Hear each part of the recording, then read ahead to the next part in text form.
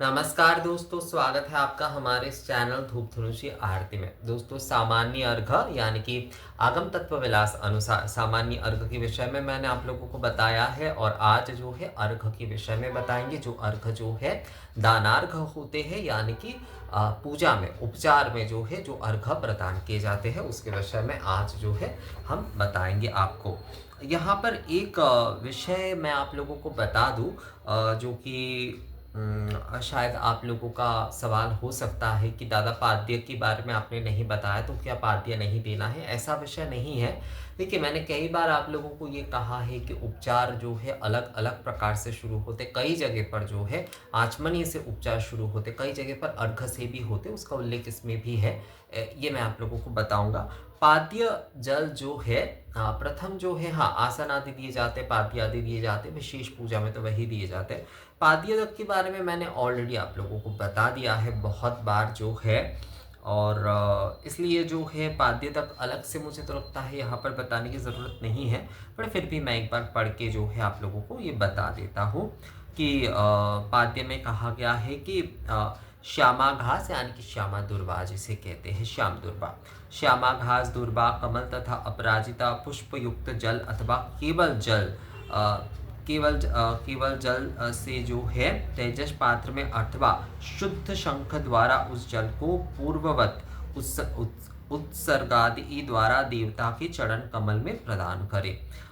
इसे जो है चरण कमल में शारदा तिलक ग्रंथ में कहते हैं कि श्यामा घास, दुर्वा, कमल तथा अपराजिता मिश्रित जल को पाद्य कहा गया है। आगम तत्व विलास में भी देखिए शारदा तिलक का उल्लेख किया गया है, क्योंकि ये आगम तत्व विलास जो है सारे आगमों का जो है, सारे आगम तत्वों का संग्रहित ग्रंथ है ये जो है। तो यहाँ पर पाद्य तक के विषय में शारदा तिलक का उल्लेख किया गया है। मैंने पहले भी बहुत बार आप लोगों को इसके बारे में बताया है, और इसमें भी कहा गया है कि शारदा तिलक ग्रंथ में कहते हैं कि श्यामा घास, दुर्वा, कमल तथा अपराजिता मिश्रित जल को पाद्य कहा गया है।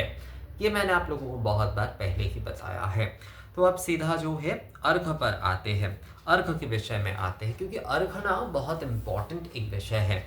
दक्षिण भारत में मैं जब था तो वहाँ पर एक विषय बहुत था, ये केवल दक्षिण भारत में ही नहीं, उत्तर में भी कई जगह पर प्रचलित है, बनारस आदि में भी जो इसका प्रचलन देखने को मिलता है। असल में एक विषय मैं आप लोगों को कहूँगा, शायद आप लोगों को थोड़ा मतलब बुरा लग सकते हैं जो लोग एकदम नॉर्थ में हैं।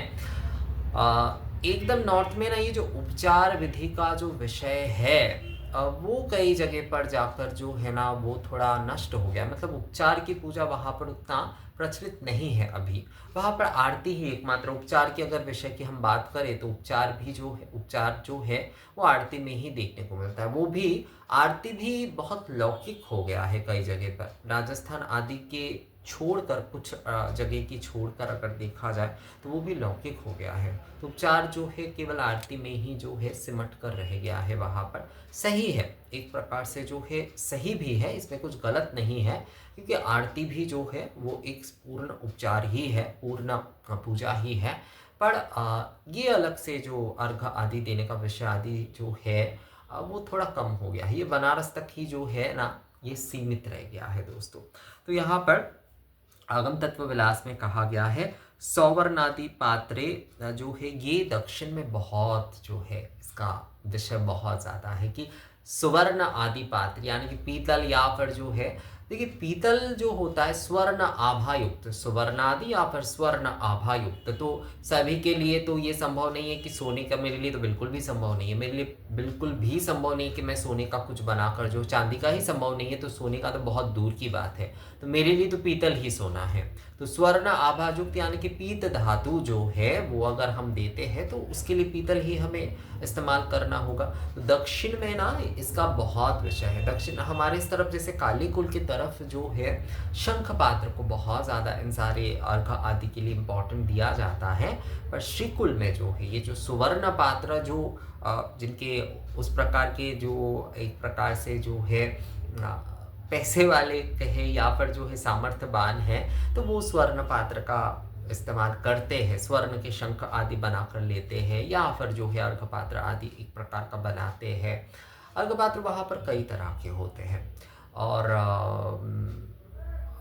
इस तरफ मतलब काली कुल की तरफ शंख का ही ज़्यादा इस्तेमाल होता है, पर वहाँ पर ये सुवर्ण आदि या फिर पीतल आदि के पात्र जो है वो आपको देखने को मिलेंगे अर्घ आदि के विषय में, तो इसलिए इसका उल्लेख है यहाँ पर। देखिए दोस्तों, आगम तत्व विलास में ये दोनों का ही उल्लेख किया गया है। सौवर्णादि पात्रे शंखे व गंध पुष्पाक्षद यव कुश अग्र अतिल सर्षप दुर्वायुक्त जलात्मक कृत्वा कृत्वा स्वाहांत्र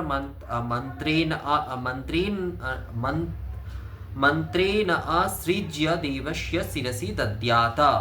वैष्णवे एतु अर्घादि क्रमेण पूजिता वदंती। अर्थात जो है कहा गया है सुवर्ण के पात्र में अथवा सुवर्ण के पात्र में, अथवा जो है सुवर्ण मतलब जैसे मैंने आप लोगों को कहा स्वर्ण आभा युक्त होना चाहिए, पीत धातु होना चाहिए।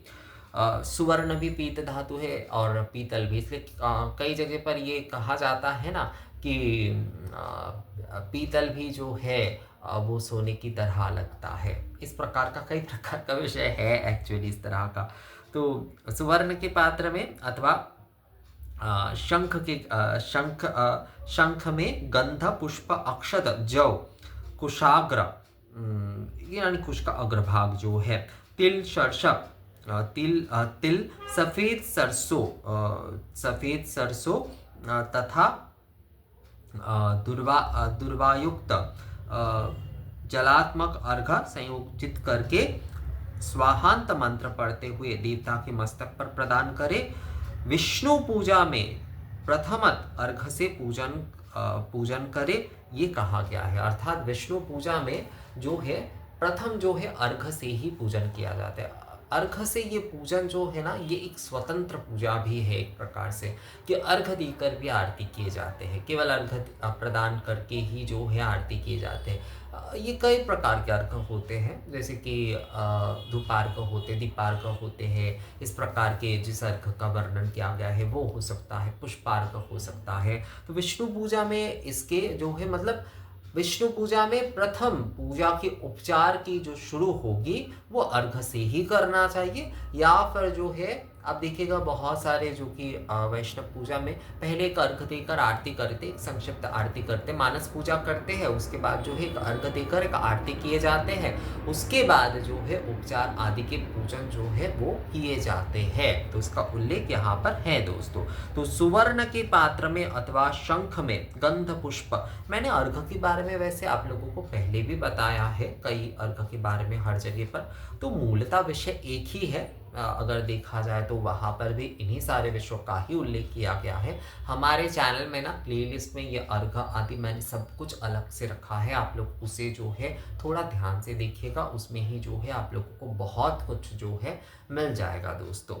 तो सुवर्ण के पात्र में अथवा शंख में गंध पुष्प अक्षत जौ कुशाग्र तिल सफेद सरसों पीले सरसों तथा दुर्वायुक्त जलात्मक अर्घ संयोजित करके स्वाहांत्र मंत्र पढ़ते हुए देवता के मस्तक पर प्रदान करे।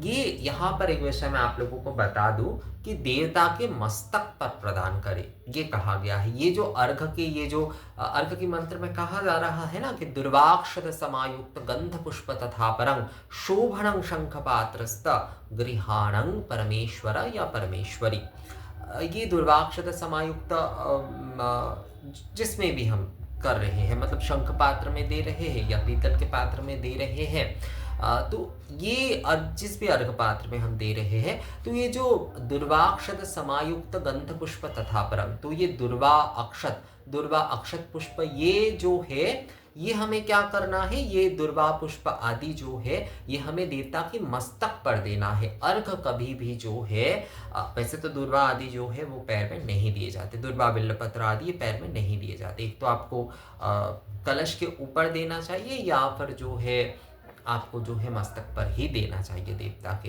तो ये जो दुर्वा पुष्प आदि है ये यहाँ पर उल्लेख किए जा रहे हैं सिरसे दत्यात, अर्थात हमेशा जो है वो सारे आपको जो है भगवान के सिर में देना चाहिए। विग्रह में अगर आप पूजन कर रहे हैं तो उनके सिर पर ही जो है वो अर्घ जो है वो आपको प्रदान करना चाहिए, पैर में नहीं करना चाहिए, आपको जो है भगवान के सिर में ही करना चाहिए। अगर जो है आप जो है भगवान के सिर में जो है अगर नहीं कर पा रहे हैं, मतलब नहीं रख पा रहे, कई समय होता है जो है विग्रह में नहीं रख पा रहे, जो लोग चित्र में पूजा कर रहे हैं उनके लिए भी तो कलश के ऊपर दे सकते हैं आप। वो जो है वो आपको कलश के ऊपर देना चाहिए, वो कलश के ऊपर आप दे दीजिए। ये जो है विधि है कि अगर आप जो है सिर पे देते हैं तो सही है, और सिर पे नहीं दे पा रहे हैं तो आप जो है उनके सिर पे इस प्रकार से, ऐसे देवता की जो विग्रह है उनके इस तरह से जो है स्पर्श कराते हुए उसे जो है कलश के ऊपर जो है वो आप दे दें। अर्घ जो है वो आप कलश के ऊपर दे दें, तो सिर पर देना चाहिए हमेशा। तो कलश के ऊपर भी आप दे रहे हैं ना, तो वो भी देवता के मस्तक ही हो रहे हैं, तो इसलिए जो है वही आपको करना चाहिए। और जैसे कि कहा गया है कि विष्णु पूजन में प्रथमत अर्घ से पूजन किया जाता है। ये अर्घ से पूजन, जैसे कि मैंने आप लोगों को बताया, ये एक स्वतंत्र विषय है पूर्णता, पर विष्णु पूजा में जो है कई मान्यता के अनुसार जो है प्रथम उपचार जो शुरू किए जाते हैं वो अर्घ प्रदान से ही जो है वो शुरू, मतलब अर्घ से ही उनका उपचार शुरू होता है, अर्घ से ही जो है उपचार शुरू होते हैं। तो यही था आगम तत्व विलास अनुसार जो है अर्घ के विषय में जो है। यहाँ पर एक और विषय, यहाँ पर ना शारदा तिलक के उदाहरण बहुत दिए गए हैं, बहुत शारदा तिलक के उदाहरण दिए गए हैं। यहाँ पर भी देखिए दिए गए हैं कि शारदा तिलक में कहते हैं कि दुर्वा सहित गंध पुष्प अक्षत जौ गंध पुष्पाक्षत कुशाग्र तीले सरसप, अर्थात शारदा तिलक में कहते हैं दुर्वा सहित गंध पुष्प अक्षत जौ कुशाग्र तिल तथा सफेद सरसों से युक्त जल से समस्त देवगण को अर्घ प्रदान करें। ये जल को लेकर एक्चुअली कई लोग सवाल करते, जल जो है वो आपको ताम्र पात्र में दे देना चाहिए, और बाकी जो भी सारे वस्तु है ये आपको देवता के सिर पर, मतलब जो गंध पुष्प आदि, गंध पुष्प बिल्वपत्र आदि है, ये आपको देवता के सिर पर देना है, या फिर कलश के ऊपर आप रखिए, या और जल आदि जो है ये आप जो है ताम्र पात्र में आप दे दीजिए। आप जो है ताम्र पात्र में आप जो है इसे निवेदन कर दीजिए, जल आदि जो है उसे ताम्र पात्र में दे दीजिए, और ये जो गंध पुष्प अक्षर पुष्प दुर्वा आदि ये सब कुछ है ये देवता के सिर पर दीजिए, या फिर जो है कलश के ऊपर रखिए। तो मुझे लगता है ये विषय जो है आप लोगों को समझ में आया है। आगम तत्व विलास अनुसार अर्घ के विषय में जो कुछ भी बताया गया है वो मैंने आप लोगों को बताया इस वीडियो में। ये वीडियो कैसा लगा मुझे कमेंट्स करके ज़रूर बताइएगा। मिलते हैं आपसे अगले वीडियो में, तब तक के लिए नमस्कार।